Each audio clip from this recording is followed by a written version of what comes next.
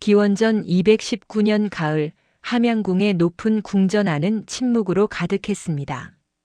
천하를 통일한 지 2년 진시황 영정은 40을 넘긴 나이에 비로소 자신이 두려워하는 단 하나가 있음을 깨달았습니다. 바로 죽음이었습니다. 그는 천하를 손에 넣었지만 시간만은 거머쥘 수 없었습니다. 거울에 비친 자신의 얼굴에서 조금씩 깊어지는 주름을 발견할 때마다 황제는 밤잠을 이루지 못했습니다. 짐이 천하를 통일했건만 이 육신은 여전히 필멸의 것이로다. 진시황은 측근들에게 이렇게 토로했다고 사기 진시황 본기는 전하고 있습니다. 그의 집착은 단순한 노화에 대한 공포가 아니었습니다. 자신이 이룩한 대업이 자신의 죽음과 함께 무너질지도 모른다는 권력자만이 느낄 수 있는 근원적인 두려움이었습니다. 그래서 그는 방사들을 궁으로 불러들이기 시작했습니다. 당시 제나라와 연나라 지역, 지금의 산둥반도 일대에는 신선 사상을 믿는 방사들이 많았습니다. 이들은 연단술과 약초 지식을 바탕으로 불로장생의 비법을 안다고 주장했습니다. 그 중에서도 서복이라는 인물은 특별했습니다. 사기와 후한서의 기록을 종합하면 서복은 단순한 술사가 아니었습니다. 그는 천문과 지리에 밝았고 항해술에도 조예가 깊었으며 무엇보다 황제를 설득할 수 있는 언변을 가진 지식인이었습니다. 서복이 함양궁에 처음 입궐한 날, 그는 진시황 앞에서 이렇게 말했다고 전해집니다. 폐하 동해 저 너머 3000리 바다 끝에 복례산, 방장산, 영주산이라는 세 개의 신산이 있사옵니다. 그곳에는 신선들이 살며 불로초가 자생한다고 전해집니다. 신이 직접 그곳으로 가서 불사의 영약을 구해오겠나이다. 사기봉선서에는 이 장면이 비교적 상세히 기록되어 있습니다. 진시황은 서복의 말에 깊은 관심을 보였습니다. 사실 복례산 전설은 서복이 만든 것이 아니었습니다. 전국시대부터 제나라와 연나라의 해안 지역에서는 동쪽, 바다 너머에 신선이 사는 섬이 있다는 이야기가 구전되어 왔습니다. 산해경과 열자 같은 고문원에도 이미 이런 신화가 기록되어 있었습니다. 서복은 이 오래된 민간 신앙을 황제의 욕망과 결합시킨 것입니다. 그러나 진시황은 신중했습니다. 그는 즉시 허락하지 않고 서복에게 구체적인 계획을 제시하라고 명했습니다. 서복은 준비된 답변을 내놓았습니다. 신이 듣기로는 그 신산에 이르는 길이 험난하다 하옵니다. 거대한 상어들이 배를 뒤집고 풍랑이 거세어 보통 배로는 다가갈 수 없다 하옵니다. 그러므로 큰 배를 여러 척 준비하고 각 분야의 장인들과 함께 동남동녀 수천 명을 태워야 하옵니다. 신선들께서는 순수한 동남동녀들이 가져오는 예물을 기뻐하시어 그제야 불로초를 내어주신다 하옵니다. 이 대목에서 우리는 서복의 치밀함을 엿볼 수 있습니다. 그는 단순히 배 한 척에 몇 명만 데려가겠다고 하지 않았습니다. 대규모 원정대를 꾸려야 한다고 주장했습니다. 사기의 기록에 따르면 서복이 요청한 인원은 동남동녀 각각 3,000명, 총 6,000명 규모였습니다. 여기에 각종 곡물의 종자, 농기구, 백공이라 불린 각 분야의 기술자들까지 포함되었습니다. 현대 역사학자들은 이 대목에서 흥미로운 해석을 내놓습니다. 중국 푸단 대학의 저우전화 교수는 2018년 논문 서복동도의 역사적 재해석에서 이렇게 분석했습니다. 서복의 요구사항을 보면 이것은 단순한 탐험이 아니라 식민 계획에 가깝다. 농기구와 곡물 종자 각 분야의 장인들은 새로운 땅에 정착할 준비를 의미한다. 진시황은 고민에 빠졌습니다. 그러나 결국 기원전 219년 늦가을 황제는 서복의 요청을 받아들였습니다. 사기는 이때 진시황이 후한했다고 기록하고 있습니다. 즉 후한 대우를 했다는 뜻입니다. 거대한 선단을 건조하고 수천 명의 인원을 모집하고 식량과 물자를 준비하는 데 막대한 비용이 들었을 것입니다. 당시 진나라의 국력으로도 상당한 부담이었을 것입니다. 준비는 산둥반도의 낭야와 지부 일대에서 진행되었습니다. 지금의 산둥성 칭다오와 옌타이 지역입니다. 이곳은 전통적으로 제나라의 영역이었고 해양 문화가 발달한 곳이었습니다. 조선 기술도 뛰어났습니다. 한서지리지에 따르면 이 지역은 어업과 소금 생산이 발달하고 사람들이 바다에 익숙하다고 기록되어 있습니다. 서복은 이곳에서 약 1년 동안 준비 작업을 진행했습니다. 큰 배를 여러 척 건조하고 각지에서 동남 동료들을 모집했습니다. 이때 선발된 젊은이들은 대부분 12세에서 17세 사이였다고 전해집니다. 그들은 주로 산둥과 강소, 절강 일대의 해안 지역 출신이었습니다. 부모들은 자식을 보내면서 어떤 심정이었을까요? 일부는 황제의 명령이라 어쩔 수 없었겠지만 일부는 새로운 기회를 기대했을 수도 있습니다. 기원전 218년 봄 마침내 출발의 날이 다가왔습니다. 진시황은 직접 산둥 지부산까지 행차하여 출항을 지켜보았다고 사기 진시황본기는 전합니다. 거대한 선단이 항구를 떠나는 모습은 장관이었을 것입니다. 수십 척의 배에 수천 명의 사람들이 타고 각종 물자가 실렸습니다. 그들이 어디로 가는지 정말로 돌아올 수 있을지 아무도 확신할 수 없었습니다. 서복은 뱃머리에 서서 동쪽 수평선을 바라보았을 것입니다. 그의 마음속에는 무엇이 있었을까요? 정말로 불로초를 찾을 수 있다고 믿었을까요? 아니면 이미 다른 계획을 품고 있었을까요? 이것은 역사가 남긴 가장 큰 수수께끼 중 하나입니다. 배들은 동쪽으로 항해를 시작했습니다. 사기는 그들이 동쪽 바다로 들어가 평원광택을 얻어 머물렀다고 기록합니다. 여기서 평원광택은 넓고 기름진 땅을 의미합니다. 이 짧은 문장 속에 서복 이야기의 핵심이 담겨 있습니다. 그들은 불로초를 찾으러 갔지만 결국 넓은 땅을 발견하고 그곳에 머물렀다는 것입니다. 그로부터 2년이 지났습니다. 진시황은 초조하게 서복의 귀환을 기다렸습니다. 그러나 아무 소식도 들려오지 않았습니다. 기원전 215년 진시황은 다시 산둥 해안으로 행차했습니다. 사기에는 이때 황제가 연안에서 큰 물고기를 활로 쏘았다는 기록이 있습니다.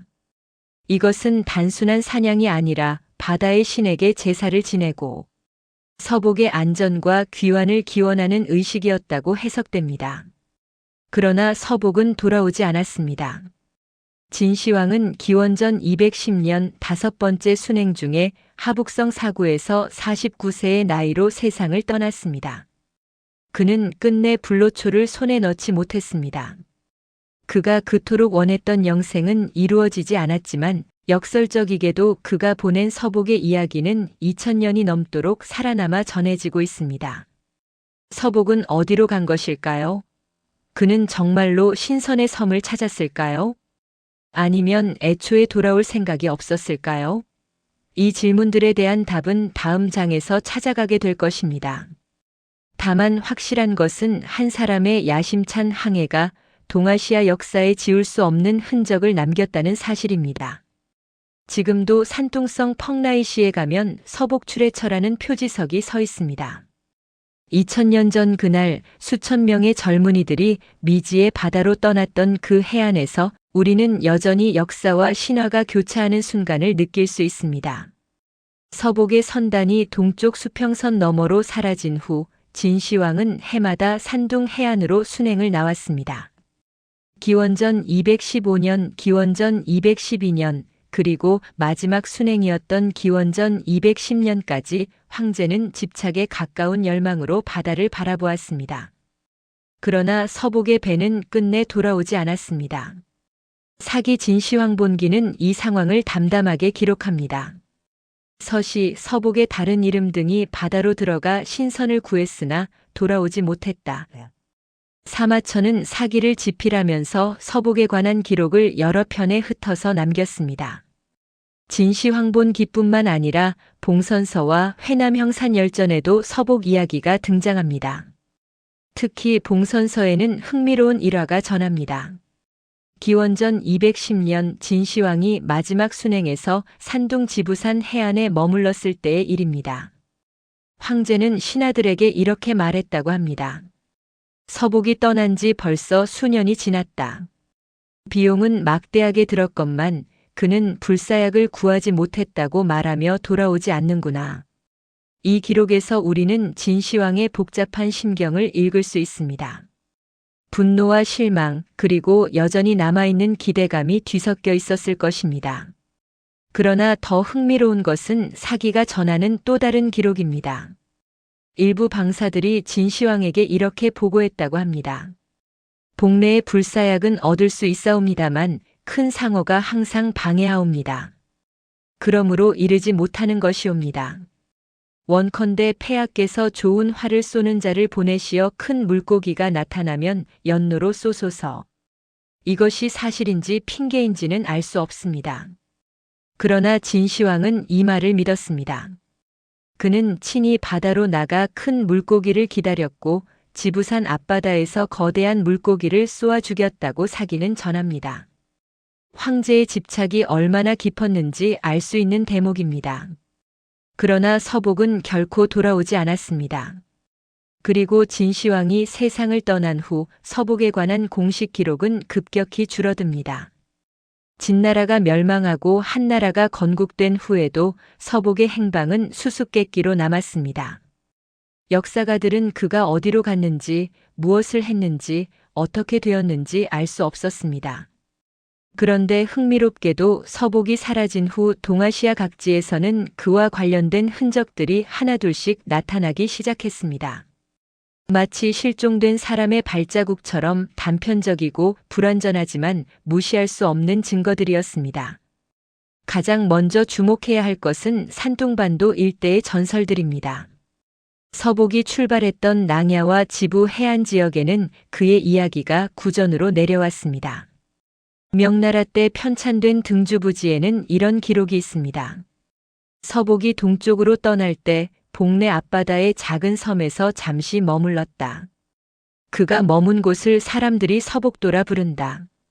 실제로 지금도 옌타이시 펑라이구 앞바다에는 이런 이름의 섬이 남아 있습니다. 그러나 더 흥미로운 흔적들은 중국 본토를 벗어난 곳에서 발견됩니다. 후한 시대의 학자 응소가 쓴 풍속통이에는 이런 구절이 있습니다. 속설에 서복이 동쪽으로 가서 평원 광택을 얻었다 하니 그곳에서 왕이 되어 돌아오지 않았다 한다. 이 평원 광택이 어디인지에 대해서는 여러 설이 있습니다만 중국 본토가 아닌 다른 땅을 가리킨다는 것은 분명합니다. 3세기 삼국시대 동호의 학자 심영이 쓴 임해수토지에는 더욱 구체적인 기록이 등장합니다. 이주, 지금의 대만이나 유구를 가리키는 것으로 추정와 전주는 바다 가운데 있다. 땅이 넓고 사람이 많으며 그곳 사람들은 오래전 진나라 때 서복이 동남동녀를 이끌고 와서 정착한 후손이라고 한다. 이 기록은 매우 중요합니다. 3세기에 이미 동중국해 어딘가의 섬 주민들이 스스로를 서복의 후손이라고 주장했다는 뜻이기 때문입니다. 물론 이것이 사실인지 확인할 방법은 없습니다. 그러나 최소한 서복 전설이 중국 본토를 넘어 해양 세계로 확산되었음을 보여줍니다. 당나라 시대에 이르면 서복 전설은 더욱 다양해집니다. 구당서와 신당서의 일본 국전에는 흥미로운 기록이 있습니다. 외인들은 자신들이 태백의 후예라고도 하고 또 스스로 진나라 때 서복의 후예라고도 한다. 이것은 일본인들 사이에서도 서복 전설이 전해지고 있었음을 시사합니다. 송나라 때의 문인 구양수는 일본도경이라는 글에서 이렇게 썼습니다. 일본도는 그 예리함이 세상에 뛰어나다. 전하는 말에 의하면 서복이 동쪽으로 갈 때 오나라와 월나라의 뛰어난 공장들을 데려갔는데 그 제철 기술이 일본에 전해졌다고 한다. 이것은 추측에 불과할 수도 있습니다만 서복 일행이 단순한 탐험대가 아니라 각종 기술자들을 포함한 집단이었다는 사기의 기록과 일치합니다. 그렇다면 왜 서복은 돌아오지 않았을까요? 이에 대해서는 여러 가설이 있습니다. 첫째, 항해 중에 조난당했을 가능성입니다. 2000년 전의 항해 기술로 광대한 바다를 건너는 것은 목숨을 건 모험이었습니다. 태풍이나 해류, 암초 등으로 선단이 침몰했을 수도 있습니다. 둘째, 의도적으로 귀환하지 않았을 가능성입니다. 북송시대의 문장가 소식은 시에서 이렇게 읊었습니다. 서생은 사기꾼이 아니었으니 다만 돌아갈 길을 잃었을 뿐. 소식은 서복이 거짓말쟁이가 아니라고 변호하면서도 그가 스스로 돌아오지 않기로 선택했을 가능성을 암시합니다. 실제로 서복의 입장에서 생각해보면 돌아가지 않는 것이 합리적 선택이었을 수 있습니다. 불로초를 찾지 못한 채 빈손으로 돌아간다면 어떻게 되었을까요? 진시황의 진노를 피할 수 없었을 것입니다. 그렇다면 차라리 새로 발견한 땅에 정착하여 새로운 삶을 시작하는 것이 나았을 것입니다. 명나라 학자 이시진은 본초 강목에서 이렇게 썼습니다. 속설의 서복이 복내산을 찾지 못하고 평원광택에 이르러 머물며 그곳 왕이 되었다 하나 후세의 이를 확인할 길이 없다. 이시진도 서복이 어딘가에 정착했다는 전설을 알고 있었지만 그것을 입증할 방법은 없었습니다. 청나라 시대에 이르면 서복에 관한 연구가 더욱 체계화됩니다. 고증학자 조익은 22사찰기에서 서복 기록들을 종합적으로 분석했습니다. 그는 여러 문헌을 검토한 후 이렇게 결론지었습니다. 서복이 어디로 갔는지는 알 수 없으나 그가 바다를 건넜다는 것만은 분명하다. 각지에 남은 전설들이 모두 근거 없는 것은 아닐 것이다. 현대에 들어와서도 서복의 행방은 여전히 미스터리입니다.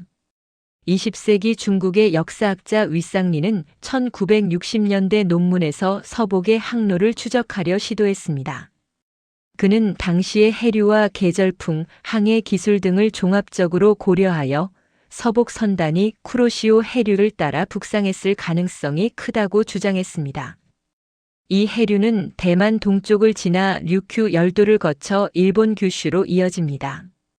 2000년대 일본 와세다 대학의 나카무라 쇼에이 교수는 고고학적 증거를 바탕으로 한 연구를 발표했습니다.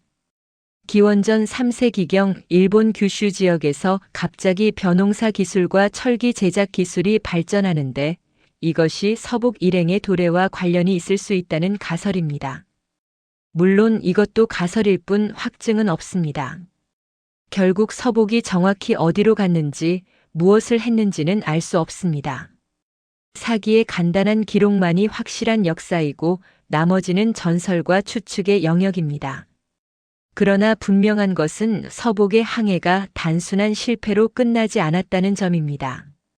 그의 발자취는 한반도와 일본 열도 곳곳에 흔적을 남겼고 그 흔적들은 오늘날까지 전해지고 있습니다. 서복이 떠난 지 2000년이 넘는 세월이 흘렀습니다. 그가 찾으려 했던 불로초는 없었습니다. 그러나 역설적이게도 그의 이야기 자체가 불멸의 것이 되었습니다. 역사와 전설 사이 어딘가에서 서복의 선단은 아직도 동쪽 바다를 항해하고 있는 것 같습니다. 서복의 선단이 동쪽으로 떠난 후 그 항로를 정확히 추적하기는 불가능합니다. 2000년이 넘는 세월 동안 바다는 모든 흔적을 지워버렸기 때문입니다. 그러나 육지에는 지워지지 않는 흔적들이 남아 있습니다. 특히 한반도 남해안 곳곳에는 서복과 관련된 전설과 유적들이 전해지고 있습니다. 그 중에서도 가장 주목할 만한 것은 바위에 새겨진 글자들입니다. 전라남도 여수시 돌산읍 인포마을, 지금은 다리로 연결되어 있지만 과거에는 섬이었던 이곳 해안에는 서불과차라는 글자가 새겨진 바위가 있습니다. 서시가 이곳을 지나갔다는 뜻입니다. 서시는 서복의 다른 이름입니다. 바위는 해안가 절벽에 위치해 있으며 글자의 크기는 각각 가로세로 약 1m 정도입니다. 조선시대 문헌인 신증동 국여지승남 순천도호부 편에는 이렇게 기록되어 있습니다. 돌산 남쪽 해변에 큰 바위가 있는데 그 위에 서불과차라는 네 글자가 새겨져 있다. 전하는 말에 의하면 진나라 때 서불이 불사약을 구하러 가다가 이곳을 지나며 새긴 것이라 한다. 이 기록은 16세기 초에 편찬된 것이지만 그 전설 자체는 훨씬 더 오래되었을 것입니다. 조선 중기의 문신 김종직, 1431-1492의 문집 전필제집에도 유사한 내용이 등장합니다. 김종직이 1457년 전라도 지역을 유람하며 쓴 기행문에는 이런 구절이 있습니다. 돌산의 바위에 새겨진 글자를 보니 과연 고색 창연하여 예사롭지 않았다. 마을 노인들이 전하기를 이것은 진시황 때 서복이 불로초를 구하러 가다가 남긴 흔적이라 한다. 바닷가 사람들은 대대로 이를 신성하게 여겨 함부로 가까이 하지 않는다고 한다. 그런데 더욱 흥미로운 것은 이와 유사한 각자가 제주도에도 있다는 점입니다. 제주시 서귀포시 정방폭포 근처 해안 암벽에도 서불과차라는 글자가 새겨져 있습니다. 탐나지와 제주계록 같은 조선시대 제주 관련 문헌들은 모두 이 각자에 대해 언급하고 있습니다. 증보 탐나지 1653년에는 이렇게 기록되어 있습니다. 정방폭포 서쪽 절벽에 서불과차 네 글자가 새겨져 있다. 글자의 획이 깊고 커서 멀리서도 볼 수 있다. 민간에서 전하기를 옛날 진나라 서불이 동쪽으로 가다가 이곳에 이르러 물을 구하고 쉬었다고 한다. 조선 후기의 실학자 이익 1681-1763은 성호사설에서 이 각자들에 대해 고증을 시도했습니다. 그는 이렇게 썼습니다.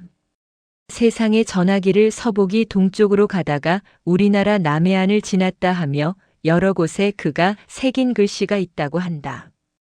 여수와 제주의 바위에 새겨진 서불과차가 그것이다. 그러나 글자의 서체를 보면 진나라 때의 전서와는 다르고 오히려 후대의 해서에 가깝다. 이는 후세 사람이 전서를 믿고 다시 새긴 것일 수도 있다. 이익의 지적은 매우 예리합니다. 실제로 현재 남아있는 각자들의 서체를 분석해보면 기원전 3세기의 글씨체와는 차이가 있습니다. 그렇다면 이것들은 모두 후대의 위작일까요? 반드시 그렇다고 단정할 수는 없습니다. 원래 새겨진 글자가 풍화로 지워지면서 후대에 다시 새겼을 가능성도 있기 때문입니다. 일제강점기인 1920년대 일본인 학자들이 이 각자들을 조사했습니다.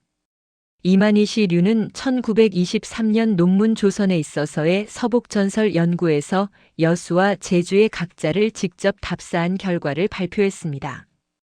그는 글자의 풍화 정도, 암석의 특성, 새긴 기법 등을 분석했습니다. 그의 결론은 신중했습니다.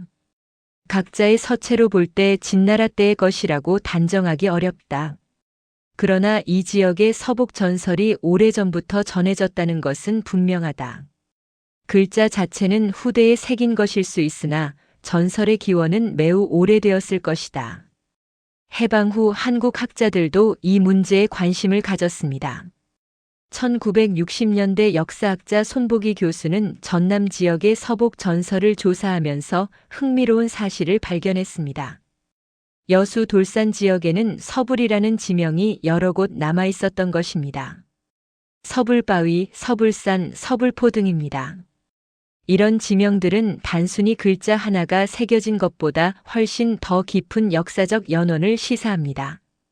손보기 교수는 1967년 논문 한국의 서복전설 연구에서 이렇게 주장했습니다. 각자 자체의 진위를 떠나 한반도 남해안 일대의 서복 관련 전설과 지명이 광범위하게 분포한다는 것은 주목할 만하다.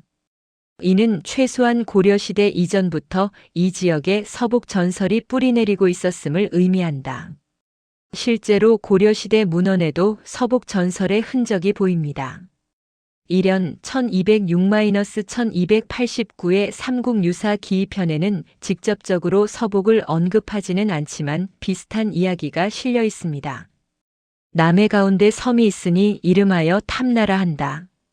옛날 중국 사람들이 바다를 건너 신선의 약을 구하러 갔다가 이 섬에 이르렀다고 전한다. 그들이 머물던 곳에는 지금도 이상한 글자가 새겨진 바위가 있다. 일연은 직접 서복의 이름을 거론하지 않았지만 중국 사람들이 신선의 약을 구하러 갔다는 표현은 명백히 서복 이야기를 가리킵니다. 이것은 13세기에 이미 제주도에 서복 전설이 확립되어 있었음을 보여줍니다. 조선 초기의 학자 변계량 1369-1430은 제주 목사로 재직하면서 정방 폭포의 각자를 직접 보고 시를 남겼습니다. 절벽 위에 옛 글씨 누가 새겼는가 진나라 방사 서복이 여기를 지나갔다네 불사약 찾아 만리 바다 건넜지만 돌아가지 못하고 객지에서 늙었으리래. 변계량의 시에서 우리는 조선 초기 지식인들이 서복 전설을 어떻게 받아들였는지 알 수 있습니다. 그들은 서복이 실존 인물이었고 실제로 한반도를 거쳐갔다고 믿었습니다. 현대 과학기술로 이 각자들을 분석하려는 시도도 있었습니다. 2010년 제주대학교와 국립문화재연구소가 공동으로 정방 폭포 각자에 대한 정밀 조사를 실시했습니다. 3D 스캐닝과 암석 풍화도 분석 등을 통해 각자의 연대를 추정하려 했습니다.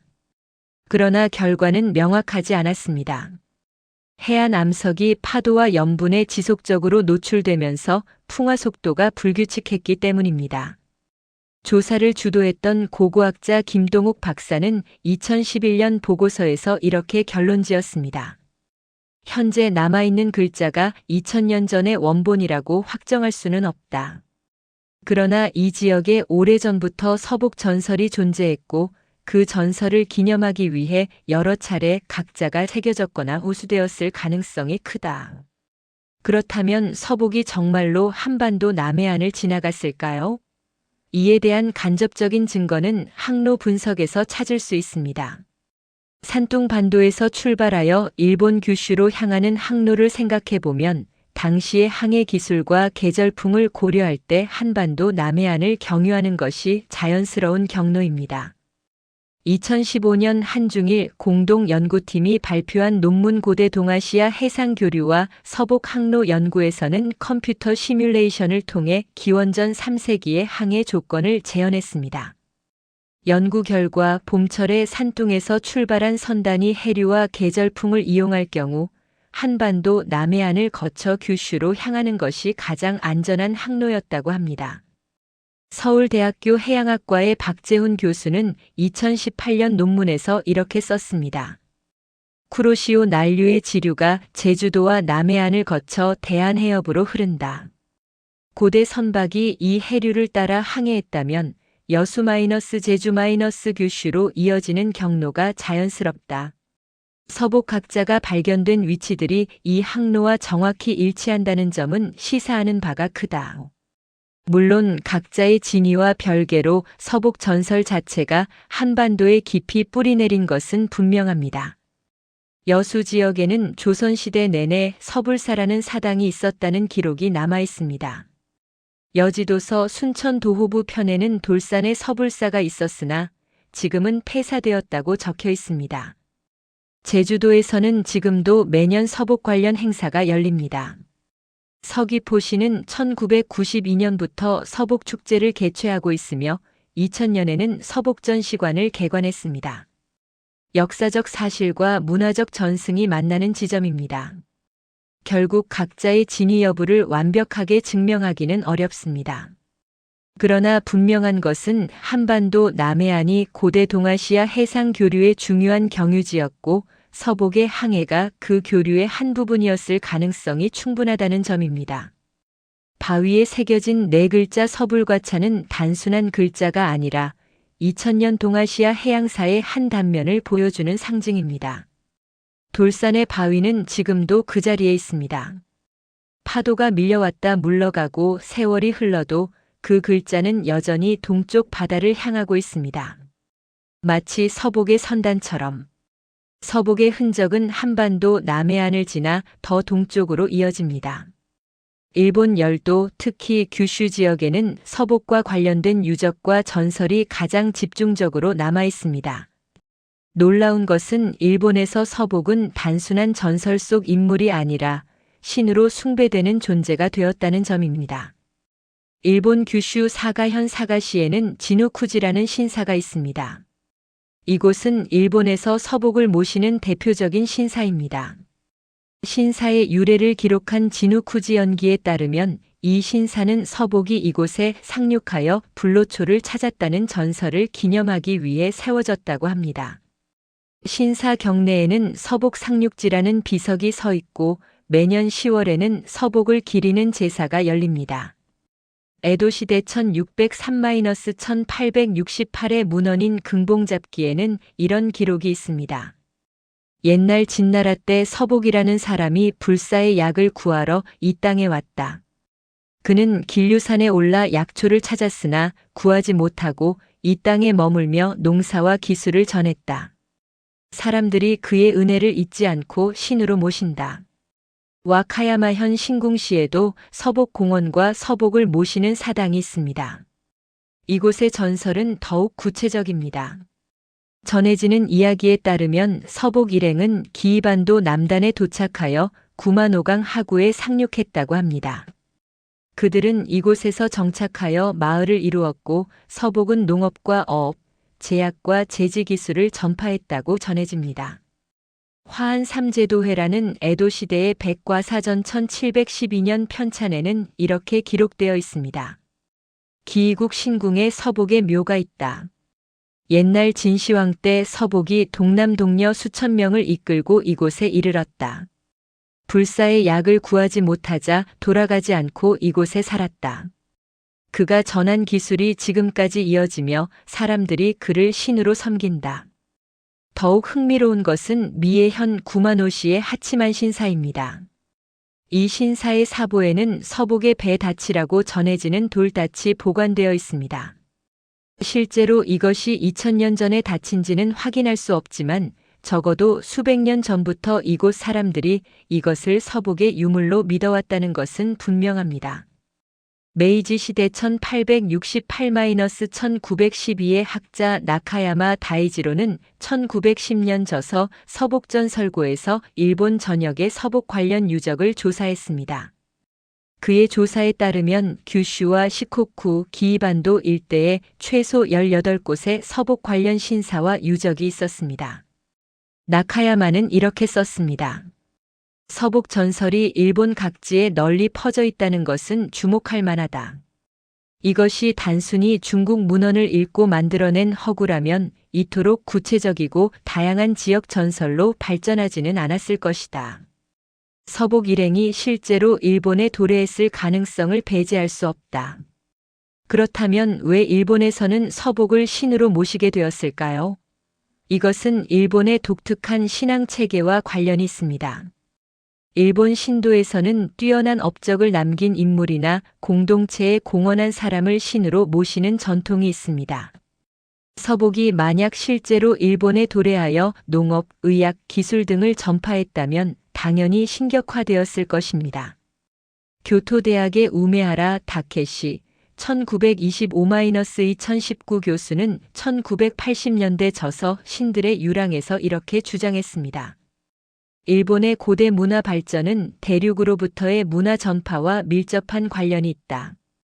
야요이 시대 기원전 3세기 기원 후 3세기에 갑자기 벼농사와 금속기 문화가 발전한 것은 대륙에서 온 이주민들의 영향이다. 서복 전설은 이러한 문화 전파의 역사적 기억이 신화화된 것일 수 있다. 실제로 고고학적 증거를 보면 기원전 3세기경 일본 규슈 지역에서 문화적 변화가 일어났습니다. 조몬 시대에서 야요이 시대로의 전환기인 이 시기에 벼농사가 본격화되고 청동기와 철기가 사용되기 시작했습니다. 물론 이러한 변화를 서복 일행의 도래만으로 설명할 수는 없습니다. 그러나 대륙에서 온 이주민 집단이 이 변화에 기여했을 가능성은 충분합니다. 도쿄대학의 사토 히로유키 교수는 1990년대 DNA 분석을 통해 흥미로운 연구 결과를 발표했습니다. 일본의 벼 품종을 유전자 분석한 결과 중국 장강 유역과 산둥 지역의 벼와 가까운 유연 관계가 있다는 것입니다. 서복이 출발한 곳이 바로 산둥 지역이라는 점을 고려하면 시사하는 바가 있습니다. 에히메 대학의 이케다 미츠오 교수는 2005년 논문 서복 전설과 고대 동아시아 해상 교류에서 이렇게 분석했습니다. 서복이 정말로 일본에 왔는지 확증할 수는 없다. 그러나 분명한 것은 기원전 3세기경 산둥 지역에서 규슈로 향하는 해상 교류가 있었고 그 과정에서 대규모 인구 이동과 문화 전파가 일어났다는 점이다. 서복 전설은 이러한 역사적 사실을 반영하는 집단 기억일 수 있다. 일본 문헌에서 서복에 대한 최초의 기록은 언제 나타났을까요? 가장 오래된 기록은 헤이안시 대794-1185의 문헌인 일본 기략입니다. 이 책은 10세기에 편찬되었는데 기이국의 서복에 묘가 있다는 기록이 나옵니다. 이미 1000년 전에 서복 전설이 일본에 확립되어 있었다는 뜻입니다. 가마쿠라 시대 1185-1333의 역사서 동화왕대기에는 더욱 구체적인 기록이 있습니다. 진시황 때 방사 서복이 불사의 약을 구하러 왔다. 그는 기, 구마노, 규슈 등지를 돌아다니며 약초를 찾았다. 결국 불사약은 찾지 못했으나 이 땅의 풍토가 좋아 머물기로 했다. 그가 데려온 사람들이 정착하여 농사와 기술을 전했다. 에도 시대에 이르면 서복에 관한 연구가 더욱 활발해집니다. 유명한 국학자 모토오리 노리나가 1730-1801는 고사기전에서 서복 전설을 언급하면서도 신중한 태도를 보였습니다. 서복이 일본에 왔다는 이야기는 오래전부터 전해진다. 그러나 이것이 사실인지 확인할 방법은 없다. 다만 상고시대에 대륙에서 많은 사람들이 왔고 그들이 문화를 전한 것은 분명하다. 메이지 유신 이후 근대 역사학이 발전하면서 서복 전설에 대한 비판적 연구도 나타났습니다. 구메 구니타케 1839-1931는 서복 전설은 중국 문헌을 접한 후대 일본인들이 만들어낸 허구라고 주장했습니다. 그러나 스다 소키치 1873-1961는 전설이 허구일 수는 있지만 그 배후에는 실제 역사적 사실이 반영되어 있을 가능성이 있다고 반박했습니다.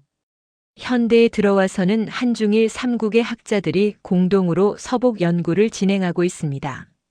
1980년대부터 시작된 서복학회는 정기적으로 국제 학술 대회를 개최하며 최신 연구 성과를 공유합니다. 2010년 서울에서 열린 학회에서 규슈대학의 니시타니 다다시 교수는 이렇게 발표했습니다. 서복 개인의 실존 여부는 확인하기 어렵다. 그러나 기원전 3세기경 중국 대륙에서 일본으로 대규모 이주가 있었다는 것은 고고학적으로 입증되고 있다. 서복 전설은 이러한 역사적 사건을 개인의 이야기로 집약한 것으로 볼 수 있다.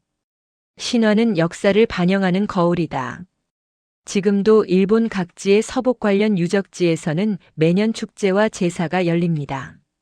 사가현 진우쿠지에서는 매년 10월 서복제가 열리며 수천 명의 관광객이 찾아옵니다. 와카야마현 신궁시에서는 11월에 서복축제가 개최됩니다. 이때 중국 산둥성에서도 대표단이 방문하여 문화교류 행사를 갖습니다. 2019년 서복출의 2200주년을 기념하여 중국 레닌 강시와 일본 사가시는 자매결연을 맺었습니다. 이는 단순한 상징적 행사가 아니라 2000년 전 해상교류의 역사가 현대에도 이어지고 있음을 보여줍니다. 서복이 정말로 일본에 도착했는지 그곳에서 신이 되었는지 우리는 확실히 알 수 없습니다. 그러나 분명한 것은 일본 사람들이 오랜 세월 동안 서복을 기억하고 숭배해왔다는 사실입니다. 중국인이 찾아온 불로초는 없었지만 그가 전했다는 농업과 기술, 문화는 일본 땅에 뿌리내렸습니다. 그리고 그 기억은 신화가 되어 지금까지 살아있습니다. 규슈의 어느 작은 신사 앞에서 노인이 손자의 손을 잡고 말합니다. 옛날 중국에서 한 현자가 바다를 건너왔단다. 그분이 우리 조상들에게 많은 것을 가르쳐 주셨지. 2000년의 시간을 넘어 서복의 이야기는 여전히 전해지고 있습니다.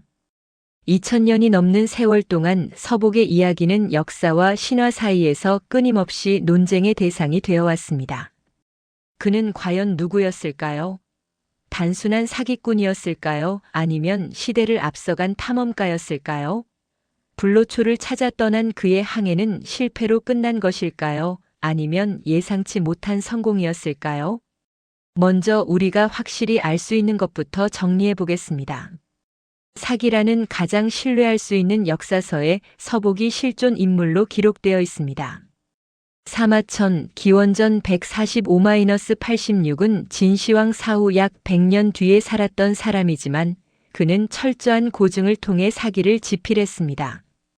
그가 서복을 여러 차례 언급했다는 것은 적어도 한나라 초기까지 서복에 관한 기억이 생생했다는 뜻입니다. 사기의 기록을 종합하면 다음과 같습니다. 첫째, 서복은 제나라 출신의 방사였습니다.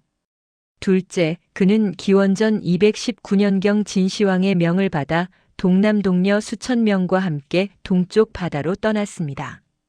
셋째, 그는 평원광택을 얻어 그곳에 머물며 돌아오지 않았습니다. 이것이 우리가 확실히 알 수 있는 역사적 사실의 전부입니다. 그렇다면 평원광택은 어디였을까요? 이 네 글자를 둘러싼 논쟁은 2000년 동안 계속되어 왔습니다. 청나라 고증학자 염약거 1636-1704는 잠구사비기에서 이렇게 분석했습니다. 평원광택이란 넓고 기름진 땅을 의미한다. 이것이 섬인지 대륙인지는 알 수 없다. 다만 농사를 지을 수 있는 땅이었다는 것은 분명하다. 현대 중국의 역사학자 왕충민은 1985년 논문 서복동도지수석에서 여러 가설을 정리했습니다. 첫째는 일본설입니다. 가장 널리 받아들여지는 가설로 서복이 일본 규슈나 혼슈에 도착했다는 것입니다. 둘째는 한반도설입니다. 제주도나 남해안 지역에 정착했을 가능성입니다. 셋째는 류큐, 지금의 오키나와설입니다. 넷째는 대만설입니다. 다섯째는 아예 중국 본토 어딘가에 숨어 살았다는 설도 있습니다.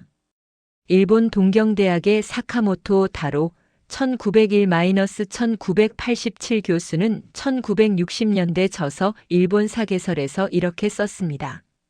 서복 전설은 흥미롭지만 역사적 사실로 확정하기는 어렵다.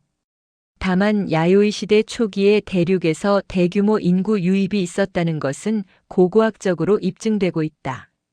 서복 이야기는 이러한 역사적 사실을 반영하는 신화적 표현일 수 있다. 한국의 역사학자 이기백 1924-2004 교수는 1986년 논문에서 조심스러운 견해를 밝혔습니다. 한반도 남해안의 서복각자와 전설들이 모두 후대의 창작이라고 단정할 수는 없다. 고대 해상 교류의 맥락에서 보면 중국에서 출발한 선단이 한반도를 경유하여 일본으로 향하는 것이 자연스러운 항로였다. 서복 일행이 이 경로를 따랐을 가능성은 충분하다. 그렇다면 서복은 왜 돌아가지 않았을까요? 이 질문에 대한 답은 서복이라는 인물의 성격을 이해하는 데 중요합니다.